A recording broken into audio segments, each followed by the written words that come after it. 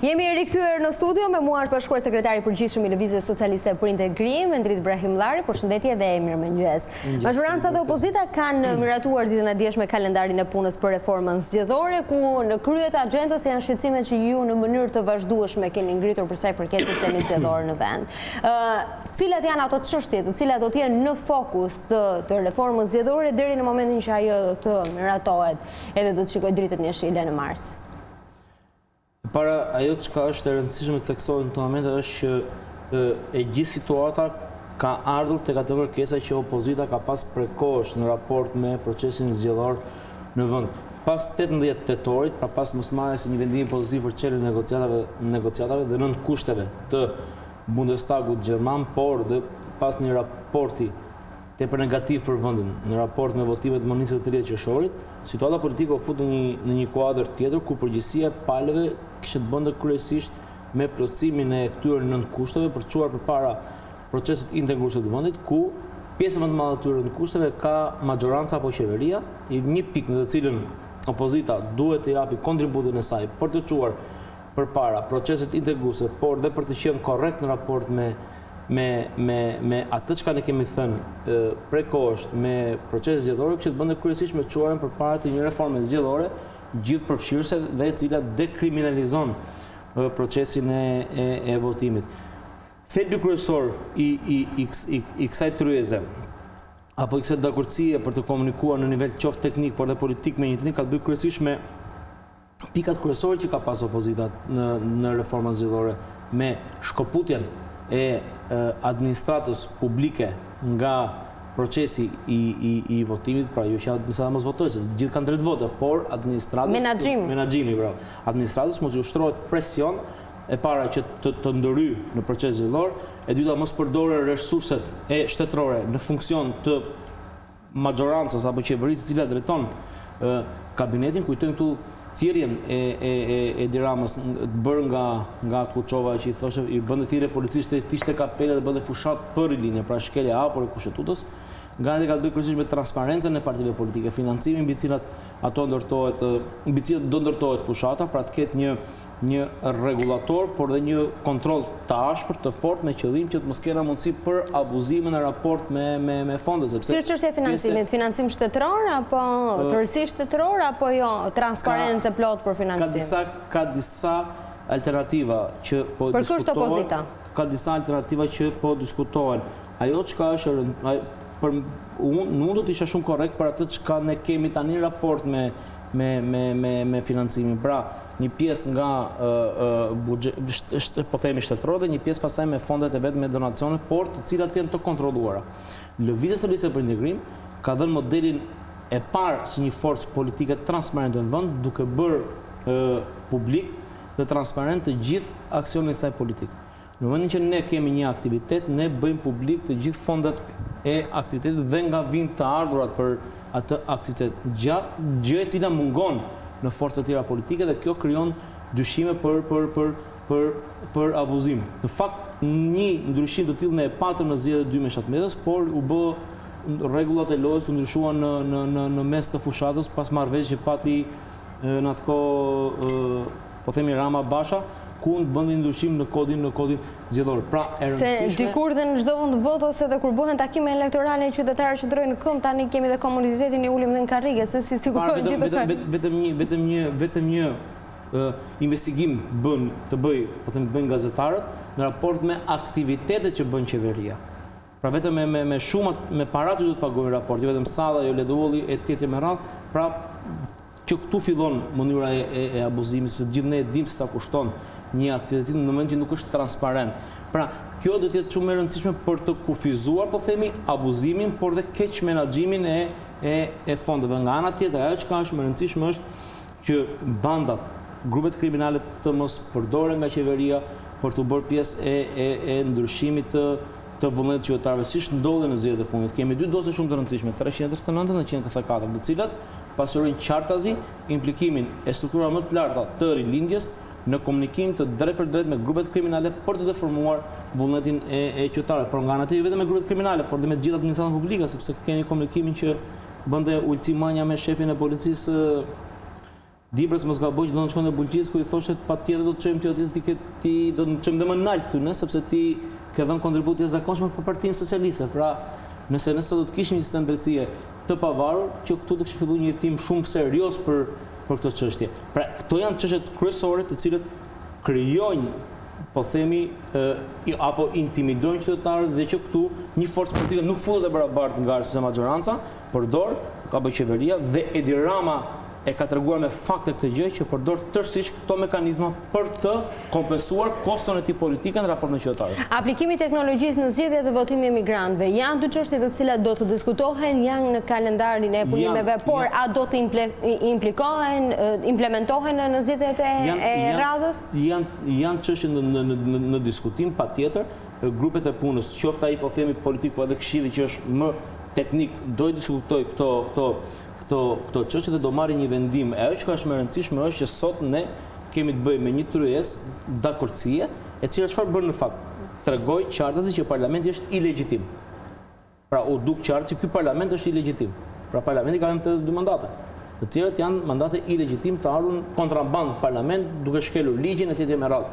Dhe kjo tryezë tregoi qartësi që parlamenti është ilegjitim. Pra erdhi tek teoria apo tek ajo filozofi që opozita ka pasur prekohës. Patjetër, të gjithë çështjet janë pjesë e diskutimit në tryezë, por ajo çka është më e rëndësishme është që në këto momente çështjet kalojnë për miratim apo drafti përfundimtar kalon për miratim me një dakordsi të gjitha palëve. Mirë, ka çështje tek të cilat opozita është e vendosur dhe nuk negocion?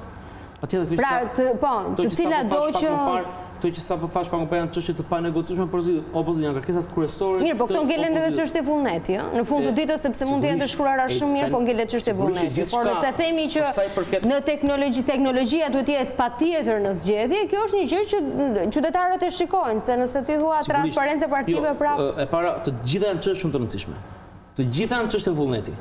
Sepse flasim shumë qartë themi jo po të ndryshojmë sistemin. Edhe po ndryshu sistemin në zhorasë çështje vullnetit, në fund fare kryetari i partisë firmos listat, qoftë magjoritar, qoftë proporcional, qoftë listat hapura, qoftë listat mbyllura. Pra, kjo në tërësi është çështje vullneti politik. Dhe ndaj ne themi që duhet një vullnet politik, por ne kena besim sepse në monitorimin e ashpër dhe të fortë në kuptimin e fjalës ndërkombëtar, këto çështje do shkojnë përpara dhe ne do marrim zgjidhjen. Por nga ana tjetër, lëvizja e socialiste për integrim, por dhe opozita e bashkuar tërësi, po jep kontributin e saj maksimal me qëllim që të plotësojë dhe detyrimet e saj përballë partnerëve, por dhe detyrimet e saj përballë qytetarëve të këtij vendi që të japë Shqipërisë një reformë zgjedhore gjithëpërfshirëse, e cila dekriminalizon procesin e votës, por nga ana tjetër i jep dhe një përgjigje pozitive kushteve të Bundestagu gjerman dhe raportit ose BOD ku opozita do të marrë rolin e saj. Kjo pikë ka të bëjë me opozitën. Tani 8 pikat e tjera, 8 kushte të tjera janë çështje që i takojnë majorancës, i takojnë vullnetit. Kishte presion ndërkombëtar për të ulur në tryezë? Jo në raport me opozitën, mendoj presionin ndërkombëtar kanë qenë raport me Rama. Jo, në lidhje me opozitën për të diskutuar për reformën zgjedhore. Opozita ka qenë shumë e qartë për reformën zgjedhore, patjetër është bërë me negocim ndërkombëtar dhe me siguri të partnerëve, cilët duan që Shqipëria të vazhdojë përpara në proceset e saj integruese.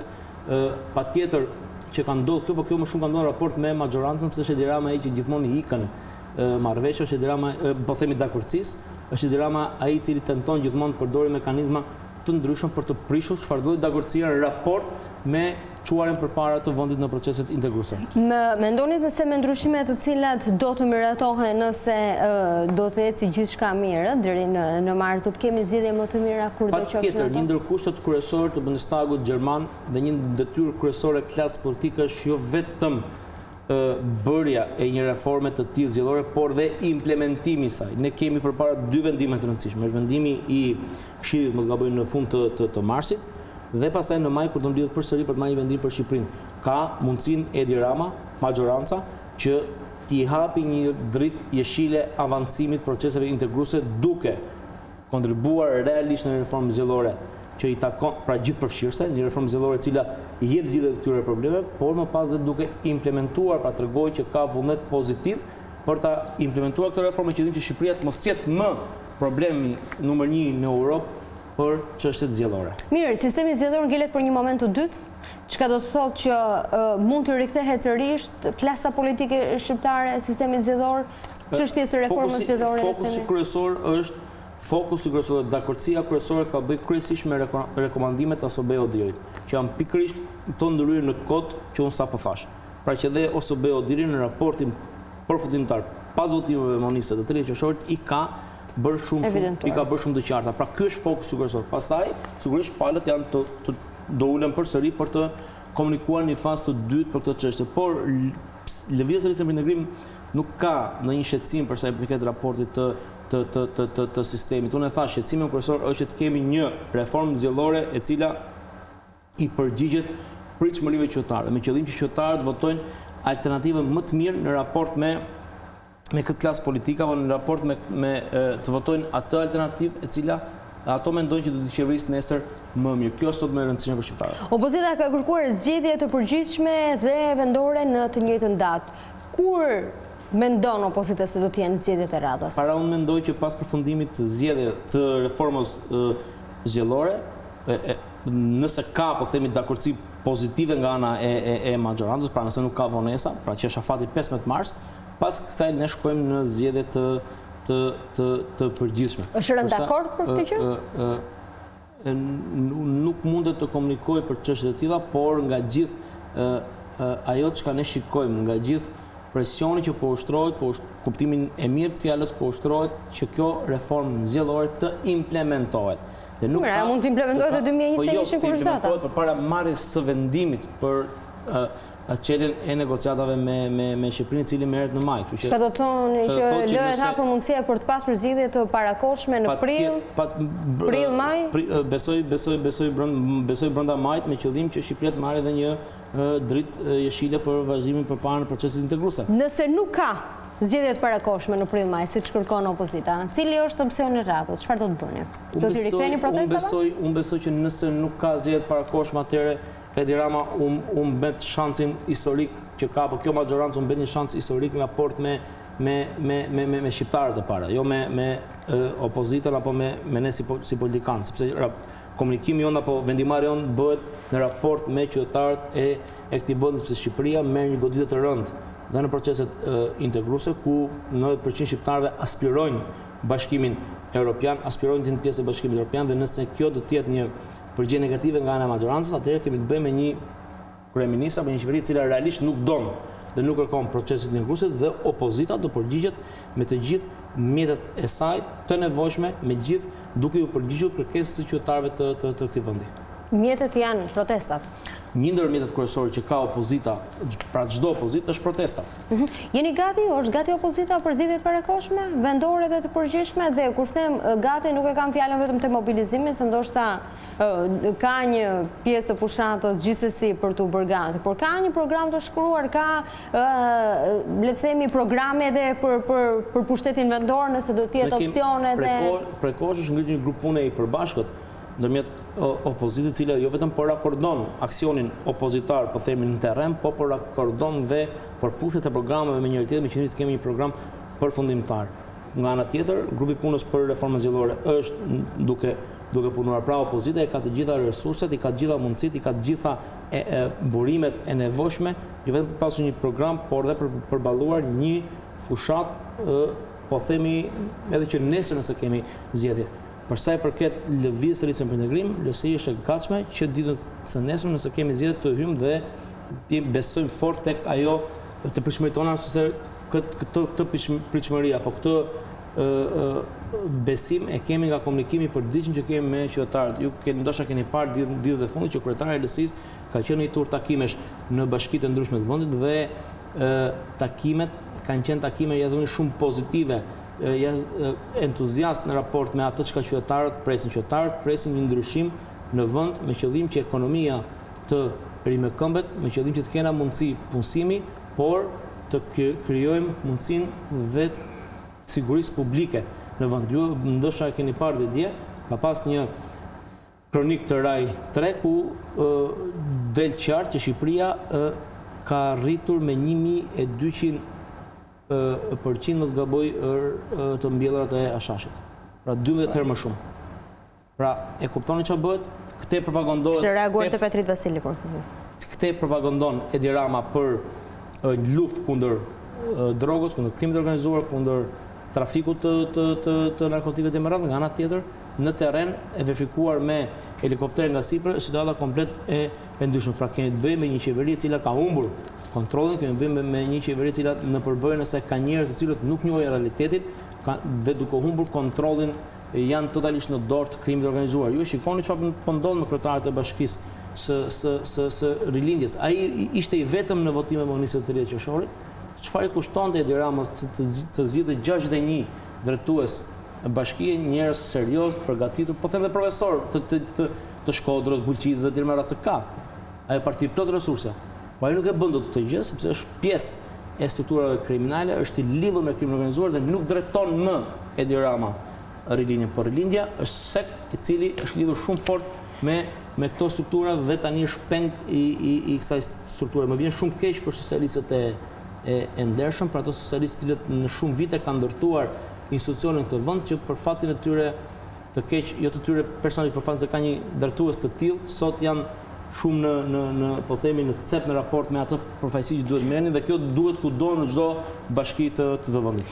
Zoti Ibrahim Llari, kam edhe një pyetje të fundit. Me ndryshimet që ju do të bëni në reformën zgjedhore, por edhe me garancinë e ndërkombëtarëve, do kenë më në fund qytetarët shqiptar mundësi të shikojnë pas një procesi zgjedhor që pa lëhumse do pranoj humbjet, do t'i thot suksese palës tjetër dhe nuk do t'i gjojë deklaratat të tilla që u vodhëm, hap kutit ose largohu. Nga këto fjalit të cilat kemi dëgjuar shumë shpesh gjatë Unë mendoj që nëse vendosen, unë mendoj që nëse kemi një reformë zgjedhore gjithëpërfshirëse, ku plotësohen kërkesat e opozitës, pra një reformë zgjedhore që palët hyjnë të barabartë në garë, siç duhet garojnë në çdo vend të ndershëm, pa ndikimin e krimit të organizuar, pa ndikimin e administratës publike, kemi të bindur që nëse nuk ka arsye njëri të mos pranojë rezultatin e zgjedhjeve.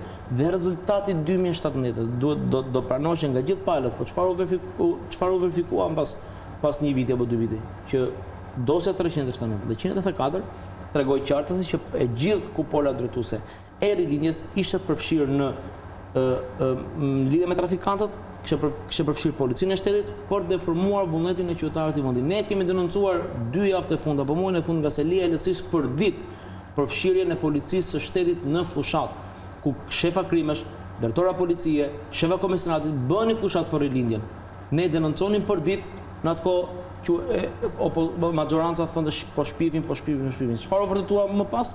Që nuk është shpifje, por është fakt. Vërtet shefi policisë së Dibrës, sepse vetëm aty kishin rënë rretën e përgjithshme, po të kishte pas, po themi, denoncime do kishim pas në gjithë bashkitë e vendit një strukturë të tillë, përdonin policinë e shtetit për deformuar vullnetin shqiptar. Pra, unë mendoj që nëse kemi një reformë zgjedhore gjithëpërfshirëse, e cila dekriminalizon procesin e votës me besimin dhe garancinë e ndërkombëtarëve, nuk ka arsye pse palët më pas mos të pranojnë rezultatin. Ishte shumë kënaqësi që ishte të mëngjes për mua në 7:05, të uroj një ditë sa më të mbar. Ne do ndalemi tashmë në një hapësirë të shkurtër reklamash, më pas do të flasim me përfaqësues të Caritasit shqiptar për një dokumentar shumë interesant që kanë bërë për personat me aftësi ndryshe, jo vetëm në Shqipëri, por në vendet e rajonit. Për më tepër na ndiqni pas pak në studio.